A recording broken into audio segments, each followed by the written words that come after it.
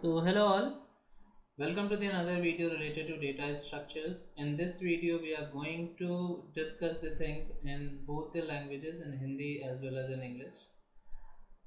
मैं हिंदी में इस वीडियो को इसलिए रिलीज़ कर रहा हूँ क्योंकि ज़्यादातर हमारे एरिया के जो स्टूडेंट्स हैं वो बाइलिंगुअल प्रेफर करते हैं। Let us start slide bye slide, एक एक करके हम समझते हैं कि आखिर हम क्या समझेंगे इस वीडियो में। जैसा कि मैंने अपने पिछले वीडियोस में डेटा स्ट्रक्चर के बारे में बताया था, डेटा स्ट्रक्चर के कंसेप्ट्स के बारे में कहा था मैं डिस्कस करूंगा। इस वीडियो में हम डिस्कस करने वाले हैं डायनेमिक मेमोरी एलोकेशन के बारे में, और फर्दर वीडियोस में मैं डिस्कस करूंगा स्ट्रक्चर के बारे में, जो स्ट्रक्चर हम सी में यूज़ करते हैं, फिर सिंगली लिंक लिस्ट, फिर डबली लिंक लिस्ट, फिर सर्कुलर लिंक लिस्ट, फिर कैसे हम लिंक लिस्ट को कैसे स्टैक को लिंक लिस्ट से इम्प्लीमेंट करते हैं, कैसे क्यू को लिंक लिस्ट से इम्प्लीमेंट करते हैं, फिर लिंक लिस्ट के एप्लीकेशंस क्या क्या हैं, ये हम डिस्कस करेंगे। सबसे पहले हम डायनेमिक मेमोरी एलोकेशन से स्टार्ट करते हैं। अब क्वेश्चन ये है कि आखिर डायनेमिक मेमोरी एलोकेशन है क्या। अब उसके पहले हम थोड़ा ये समझ लेते हैं कि एरेज क्या होते हैं और एरेज के साथ क्या प्रॉब्लम्स थे कि आज हम डायनेमिक मेमोरी एलोकेशन के कंसेप्ट को यूज़ करना चाहते हैं। तो एरेज की बात अगर की जाए तो एरेज में सबसे बड़ी प्रॉब्लम ये थी कि उसमें नंबर ऑफ़ आइटम फिक्स्ड थे। अगर हम सी लैंग्वेज की बात करें या C++ की बात करें तो वहाँ पर हम जब एरे का इम्प्लीमेंटेशन करते हैं हमें पहले ही बतानी होती है कि हमें कितना स्पेस चाहिए, हमें कितना साइज़ चाहिए, हमें कितने एलिमेंट्स स्टोर करने हैं।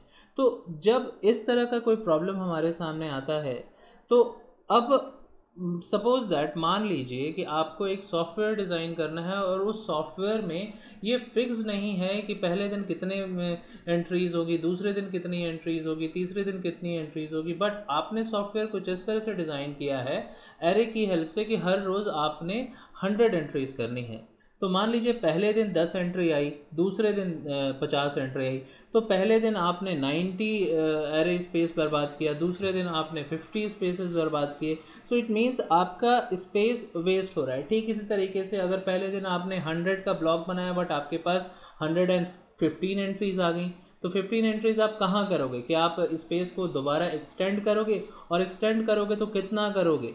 तो ये सारी चीज़ें हम डिसाइड नहीं कर सकते। कभी कभी चीज़ें हमें रन टाइम पर डिसाइड करनी होती हैं। रन टाइम मतलब प्रोग्राम के रन होते समय हमें चीज़ें डिसाइड करनी होती हैं। हमें ये देखना होता है कितना इनपुट हमें चाहिए, हमें ये देखना होता है कितने आइटम्स हमें क्रिएट करने हैं। जैसे आप ATM में जब पैसे निकालने के लिए जाते हो, आप रन टाइम पर डिसाइड करते हो कि आपको कितने पैसे निकालने हैं, क्या आपको अपना अकाउंट पूरा खाली करना है या फिर आपको एक पर्टिकुलर अमाउंट निकालना है। आप मार्केटिंग करने के लिए जाते हो, कभी कभी हम मार्केटिंग लिस्ट बना के जाते हैं। तो जब हमारे पास मार्केटिंग की ऑलरेडी प्री डिफाइंड लिस्ट है तो इट मीन्स हमें वही सारी चीज़ें खरीदनी है। कभी कभी हम सीधे से मार्केट में पहुंच जाते हैं, फिर वहाँ जाके रैंडमली चीज़ों को डिसाइड करते हैं रन टाइम पे। तो जब हम चीज़ों को रन टाइम पे डिसाइड कर रहे हैं, इसका मतलब हम डायनेमिक कर रहे हैं चीज़ों को। We are working on dynamic things. Okay, यहाँ पे बात हो रही थी एरे की, और एरे में ये था कि एरे डायनेमिक नहीं था, एरे स्टैटिक था। तो स्टैटिक का मतलब पहले से सारी चीज़ें डिफाइंड हैं। ये हमें जो भी चीज़ें डिफाइंड होनी है वो कंपाइल टाइम पे ही हो गई हैं। ठीक है, यहाँ पूरी तरह से स्टैटिक कहना गलत होगा। यहाँ हम ये कह सकते हैं कि अगर चीज़ें रन टाइम पर डिफाइंड हैं, कुछ चीज़ें कंपाइल टाइम पर डिफाइंड हैं। तो अगर चीज़ें कंपाइल टाइम पर डिफाइंड हैं तो वो फिक्स्ड है। जैसे एरे की साइज़ कितनी होगी, वो कितने एलिमेंट्स स्टोर करेगा, 5 करेगा, 50 करेगा, 5 लैक्स करेगा, कितने एलिमेंट्स स्टोर करेगा। तो ये सारी चीज़ें अगर आप कंपाइल टाइम पे डिसाइड कर देते हो तो इट मीन्स आपका सिस्टम डायनेमिक नहीं है। अगर आप ये चीज़ें रन टाइम पे डिसाइड करते हो, आप रन टाइम पे सिस्टम को बता रहे हो कि आप 5 वेरिएबल्स लोगे, आप 6 वेरिएबल्स लोगे, आप 8 इनपुट्स लोगे, आप 10 इनपुट्स लोगे, सो इट मीन्स दैट आप चीज़ें डायनेमिक कर रहे हो। तो अब कभी कभी ऐसा सिचुएशन होता है कि हम अमाउंट ऑफ डेटा को पहले से प्रेडिक्ट नहीं कर सकते। तो ऐसे सिचुएशंस में हमें प्रोग्राम को रन टाइम पे चेंज करना होता है। जैसे हमें अगर एलिमेंट सर्च करना है किसी पर्टिकुलर एरे में से, या अब इसका एक सॉल्यूशन ये है कि हम मैक्सिमम पॉसिबल वैल्यूज़ निकालें, लेकिन वैसे केस में हमारा मेमोरी वेस्ट होगा। तो जब आपका मेमोरी वेस्ट हो, मेमोरी बचाना चाहते हैं, आ जाइए डायनेमिक मेमोरी एलोकेशन के पास। ये आकर के आपके जो जितने भी प्रॉब्लम्स हैं उसको सॉल्व कर देगा। डायनेमिक मेमोरी एलोकेशन कहता है कि मेरे पास आप रन टाइम पे आ जाओ, मैं आपको उतनी मेमोरी दे दूंगा जितना आपको चाहिए, उतना स्पेस दे दूंगा जितना आपको चाहिए। और जैसा कि हम सिस्टम पे दो चीज़ें मैंडेटरी होती है जिनके लिए काम करते हैं, पहला स्पेस कॉम्प्लेक्सिटी, दूसरा टाइम कॉम्प्लेक्सिटी। तो यहाँ पर बात जो हो रही है ना वो स्पेस की हो रही है। हमें स्पेस बचाना है। कभी भी सिस्टम पे कोई भी डेवलपमेंट हम कर रहे हो, कोई भी डिज़ाइन कर रहे हो, कोई भी चीज़, तो वो कितने कम समय में एग्जीक्यूट हो रही है, कितना स्पेस आपका बच रहा है, ये सारी चीज़ों पर हम फोकस करते हैं। सो अब इसके बाद बारी आती है कि आखिर हमारे पास सॉल्यूशन क्या है। एरे के साथ जो प्रॉब्लम थी उसका सॉल्यूशन है डायनेमिक मेमोरी एलोकेशन, जो हमें ये बताता है कि प्रोग्राम के रन होने के बाद उसको कितनी मेमोरी चाहिए। हम यूज़र से ये पूछ सकते हैं कि तुमको कितने एलिमेंट्स चाहिए, how many elements do you want to create. So जब हम डायनेमिकली मेमोरी एलोकेट करते हैं तो इट मीन्स हम रन टाइम पे मेमोरी एलोकेट कर रहे हैं। Dynamically allocate only the amount of memory that is needed. अब सी ने इसके लिए हमें 3 फंक्शंस प्रोवाइड किए हैं, मैलॉक, कैलॉक और रीअलॉक। ये 3 फंक्शंस हैं और इस वीडियो में हम अभी पहले समझेंगे कि मैलॉक फंक्शन है क्या। सो अब बात करेंगे हम मेमोरी एलोकेशन फंक्शंस की। सो मैलॉक फंक्शन एक ऐसा फंक्शन है जो एलोकेट करता है जितना नंबर ऑफ बाइट्स आप रिक्वेस्ट करोगे सिस्टम से। अगर आपने सिस्टम से रिक्वेस्ट किया 10 बाइट्स चाहिए तो 10 बाइट्स आपको असाइन करके मिल जाएगी। ये एक पॉइंटर रिटर्न करता है फर्स्ट बाइट के पास। जैसे आपने अगर 10 बाइट्स क्रिएट कर ली तो 1 to 10 तक के बाइट्स तो क्रिएट हो गए, और उसके बाद आपका जो पॉइंटर है वो 10 से वापस 1 पे आ गया इंसर्शन के लिए। ठीक इसी तरीके से अगर हम कैलॉक की बात करें तो कैलॉक में भी स्पेस एलोकेट होता है एरे ऑफ एलिमेंट्स का। ये इनिशियलाइज करता है 0 से और फिर पॉइंटर को रिटर्न कर देता है मेमोरी के पास। फ्री एक ऐसा फंक्शन है जो कि मेमोरी फ्री करने के लिए काम आता है। जैसे आपने अगर 10 बाइट्स ऑफ मेमोरी असाइन कर लिया है तो फिर उसको फ्री भी करना होगा, तो आप फ्री कैसे करेंगे? With the help of free function. और री अलॉक होता है आपके मेमोरी को अगर आपने कोई चेंज करना है, आपने कुछ बदलाव करना है, आपने पहले से कुछ मेमोरी स्पेस असाइन किया हुआ है मैलॉक कैलॉक से, लेकिन आपको उसको अगेन उसमें कुछ चेंजेस करनी है तो आप री अलॉक का यूज़ करेंगे।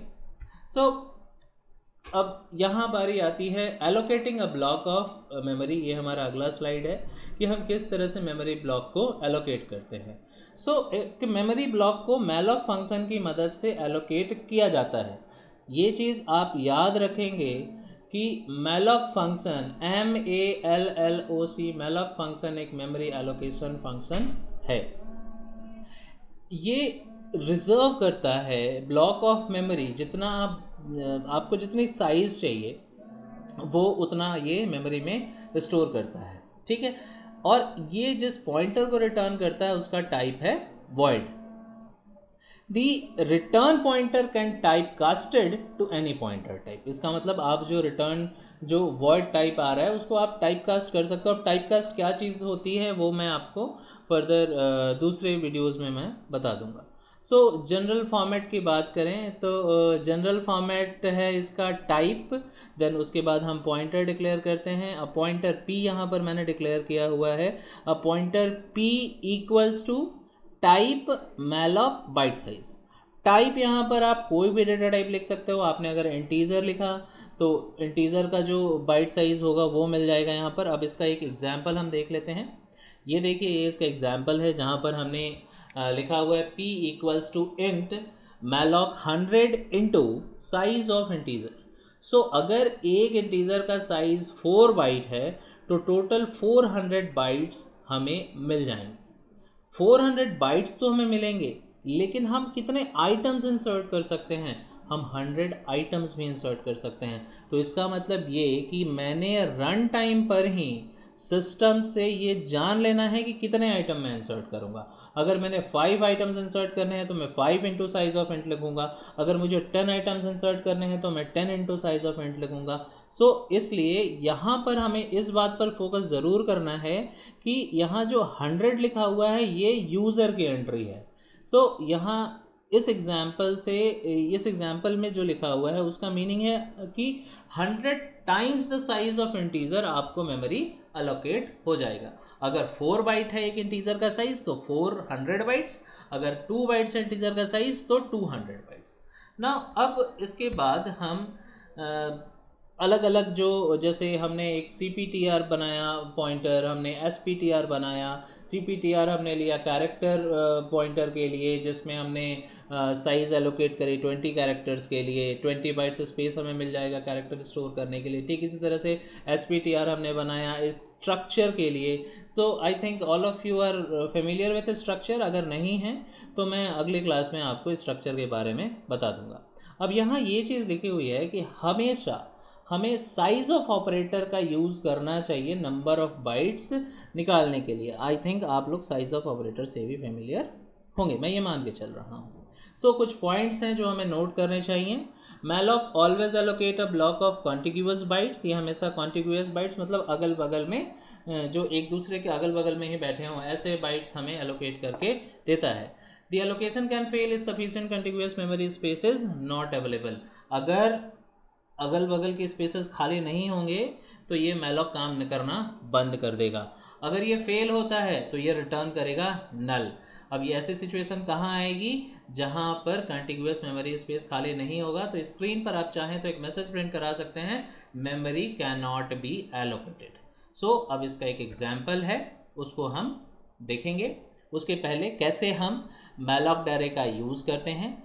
एक बार मेमोरी एलोकेट हो गई तो इसको पॉइंटर की मदद से वैल्यू ट्रांसफ़र करने के लिए यूज़ किया जा सकता है। जैसे आप यहाँ एग्जाम्पल में देख सकते हैं, हमने लिया हुआ है एक इंटीजर, एक पॉइंटर, और इंटीजर टाइप का एक पॉइंटर और 2 नॉर्मल वेरिएबल्स जो कि इंटीजर टाइप के हैं। फिर हमने स्कैनएफ के थ्रू यूज़र से एंट्री ली है और यूज़र से एंट्री में हमने जो वैल्यू ली है वो ट्रांसफ़र किया है n के एड्रेस पर। आई थिंक आप एम्परसेंड ऑपरेटर या एंड ऑपरेटर के बारे में जानते होंगे। नेक्स्ट हमने नेक्स्ट लाइन पे लिखा p equals to int malloc n into size of integer.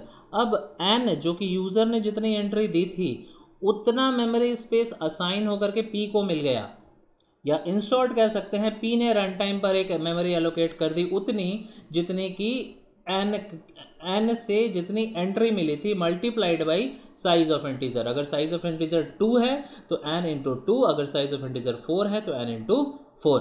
फिर हमने यहाँ पे एक लूप चलाया, कहाँ से, 0 से लेकर के लेस दैन n तक। सेम प्रोसेस है जैसा हम एरे में करते थे। और फिर उसके बाद यूज़र से हम एंट्री ले रहे हैं और यहाँ जो आप यूज़र से वैल्यूज़ ले रहे हो वो प्रोवाइड हो जाएंगी सिस्टम को, जैसे होती थी एरे के केस में P0 index, P1 index, P2 index up to Pn-1 index तक। ये हमारा एग्जाम्पल है जिसको मैं अपने नेक्स्ट वीडियो में डिस्कस करूँगा। आप लोगों को अगर कोई भी डाउट है या आपकी तरफ से कोई भी सजेशन है आप जो मुझे देना चाहते हैं मेरे वीडियो से रिलेटेड, या किसी टॉपिक पर आप वीडियो चाहते हैं तो प्लीज़ मुझे आप कमेंट में पोस्ट कीजिए और इस चैनल को ज़रूर सब्सक्राइब कीजिए। Thank you.